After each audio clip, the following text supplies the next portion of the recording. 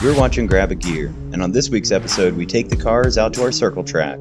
Let's see which cars break first. Alright, so here we go with our first race. All three of us, we take off, and right off the bat, Colin gives me a tap. Dan starts to pull away. Yeah, I just had the V6 on this one, so I could definitely just get ahead of everybody on this track. Yeah, he just had more bottom end power. You'll be able to tell here on this turn that I'm right behind him, and really trying to catch him. You'll be able to tell the Neon, honestly, does really good considering it has, 2 cylinders less than the Toyota. But yeah, I mean, look at this. I'm right behind him, maintaining. That e-brake really did help. But as soon as it comes to straightaway, I can just walk away from these guys. Yeah, he just pulled.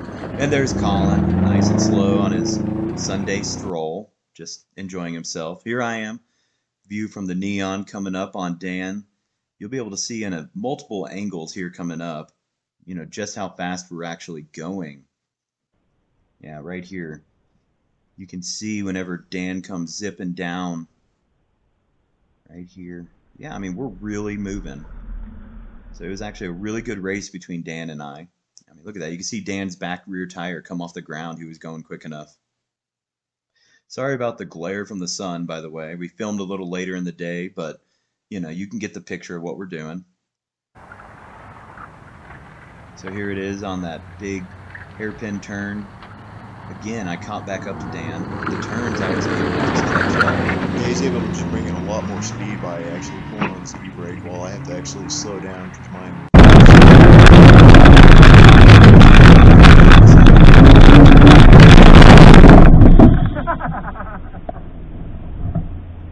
Yeah, we're not actually sure how that happened because he wasn't going fast enough to actually lose control. But anyways, he takes off again. And once again, by the way, Colin's not here for our voiceover. Now look, boom, you see that water come up? That right there was from that last hairpin turns shot you actually saw. You heard a thump, and that was me running into him. But what that was is my upper radiator hose, thank you Dodge, was connected to a plastic piece that snapped off, and now I have no radiator fluid circulating. Look at this. I mean, look how quick Dan is moving. But again, on the straightaway. Yeah, I just take off from them like they're not even there. But as soon as it comes to a curve, they can just pull a lot more speed in, and he'll just catch right back up to me again. Yeah, you can see I'm actually a little bit behind him, but if you wait until the turn, you can tell that I'm catching up to him. To the turn, he slides out, and I just ease through it with the nice e-brake. There we go. Let's see. Do you see Colin? Oh, nope, you don't even. Oh, there he is. He was on the left side of the screen. You could barely see him. He was about a half track behind us. That was a good line, Dan. You actually slid out. Perfect. Look at that. Oh, yeah. But, I mean, goodness, we were actually really moving along here. You can barely see Colin's dust cloud in the back there. Your rear end came off the ground right there. Again. You were really going. So I think on this lap is whenever I'm like, okay, time to disable Dan's car. That was my thought, anyways. Closing, yeah, I am. I'm closing the gap. Here's that hairpin turn again. Look like I thought I was closing the gap. I guess I'm not too much. Going down along the side of the pond. I mean, yeah, I'm actually pretty close to you, Dan. Yeah, he's definitely starting to catch up. Yeah, I mean, I'm only a link and a half behind him. Oh yeah, wow. You definitely closed it. See Colin on the other side of the track again back there. Yeah. Yeah, look at that Neon. Top of the line. I mean, definitely run a little hot now with no radiator going. Yeah, I was definitely on, full temp at this point, but you know what? That's okay. Look at this. Oh, what a hit. Yeah, what a hit. I'm right next to him. He hits me, and I lose control. There I am. Yeah, I was going to pass him, and he just perfectly hit me. Look at this. Yes, what a hit. I'm thinking, here it goes. Perfect. I pull in front of him, and he tags me and spins me out. Of course. He can't let me win, ever. You could see Jared's life flash before his eyes when his wheel came off the ground with that one. Right. It was a little nerve-wracking, but it's fine. So here we go, coming up on our another hairpin turn. I'm a little bit further back now, but that's all right. At this point, we're almost done with the first race, and I figure, all right, I'm going to pull out all the stops. I'm going to come into these, like after the straightaway, the turns really fast. I figure that's enough time to really send it, even if I lose control. Here I am going down along the pond again. Dan, you sent it into that turn good. Yeah, that one was pretty good. Let's see, is this it? Oh, there's Colin. Oh, he is now 2/3 of a lap behind us. I'm still catching up. Let's see. Oh, look at that. Man, what a hit. I got all the way under his car. Picked him up when he went around that turn. Oh, here you go. Dan, tell us what happened here. Yeah, definitely. I was like, man, running a little hot. You could smell something burning. It's like, oh, maybe I lost some oil, but you can even see the overflow there, like bubbling over. It's like pop the hood and like, oh, what do you know? I'm on fire. That's phenomenal. Yep, so this is actually the first time a car has caught fire with us. So we were like, what do we do? So we laughed about it for a minute, let it burn for a second, got ready for the barbecue. But no, we ended up getting some water, dumping it on there, getting it out, and at the same time cooling down his car a little. Maybe a few stress fractures. But also he had a flat tire, right? Isn't that what he had? Yeah, I ended up popping the bead. Like it seems like on every single car on that one turn, I just pop a bead off no matter what. Yeah.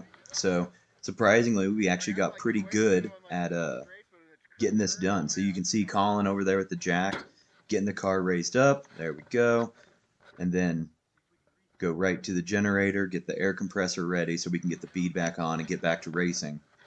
The bad part was it sort of did, I believe, scare Dan a little that it was on fire.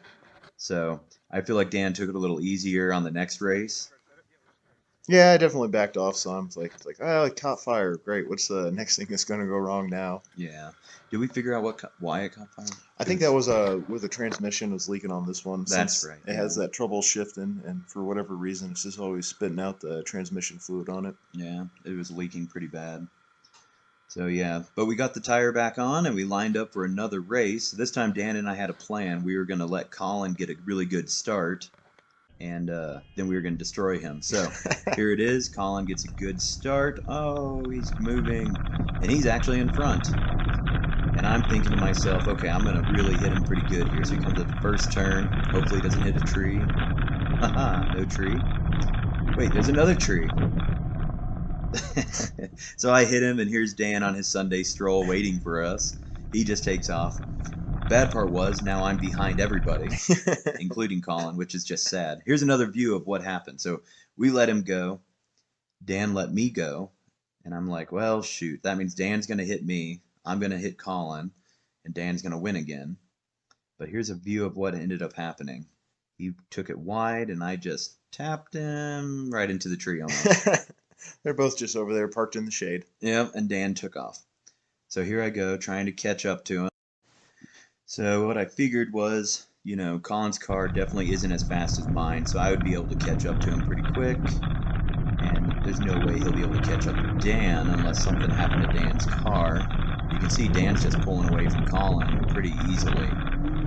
So I was just waiting for the right time for me to catch up to him. What do you think, Colin? Oh, that's right, you're not here. But you can see Dan pulled over right there. And what was that? I think I had another flat again on that one, actually. So Dan pulled over, and I'm pretty sure that was the last time you raced. It was right there, right? Yeah, on that one. That was the end of the Toyota for this one. Yeah. So it was just Colin and I now. And he's still in first place. I'm right behind him. Let's see what happens here. Coming down along the pond. Colin's actually trying to give it all she's got. And he's actually, he was doing good. I'm not sure why the first race he didn't do good. Maybe the car just had to warm up. I don't know. But I'm right behind him. And Colin's probably thinking, here's his chance. He's going to win. Everything's great. I don't know what he was thinking. Oh, that was a tree. That was close. Whew. But again, he's not here, so I don't know what he was thinking. So, this right here is where we always pop the beads. Oh, there it is. I hit him. That was my perfect chance. I spun him out and I took off. Here's a view of it. He goes wide and oh, what a hit. Pretty sure that messed up his rear end. So there he is. He turns around and he's thinking, it's okay, I can catch you. He's kind of taunting. You see, I just pulled away super quick. The Honda just, honestly, no, I don't want to make an excuse for Colin, but it just wasn't, honestly, it didn't run amazing.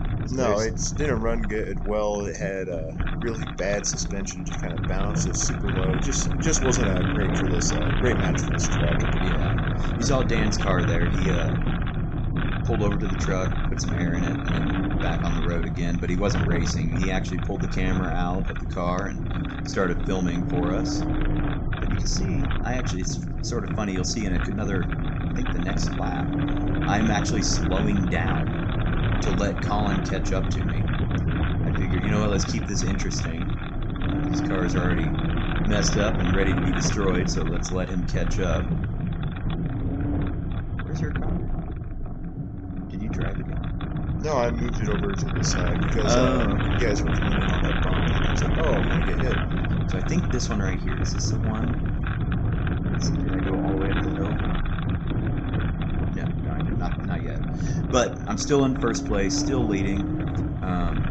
The Neon is doing fantastic. I figure, okay, I'm slowing down, let Colin catch up a little. Still not able to. But yeah, I'm telling you guys, you can buy some fantastic cars for $500, or in my case, $50. Put some oil in it, and it'll run really good. So here we go. I think this was the last lap, or second to last lap. I'm not sure. Maybe I should have said that. Sorry about the sun, guys. I know it's bright. Yeah, look at me. I'm out here actually showboating now, going up the side of the hill, back down, just almost begging for Colin to catch up to me. And still not happening. Hard on the e-brake, letting him catch up. Look, how did he lose control there? Just barely. I think he keeps seeing that pond. He's like, I really want to drive into that. Right? So here we go. Last turn. Okay, I think we got one more lap coming up. This is the last lap. Oh, that's right, I pulled over. Yeah, I pulled over right there because my car was overheating. So I let it cool down. Colin got the last lap. You know, I guess it's not necessarily who wins first place speed-wise. It's who actually wins. The car's still working. So here Colin is actually able to pull ahead. And my car was overheating super bad by this point. But yeah, Colin comes around, actually does good. You'll be able to see, we raced one more time, just one more lap, a hot lap coming up, just to do it.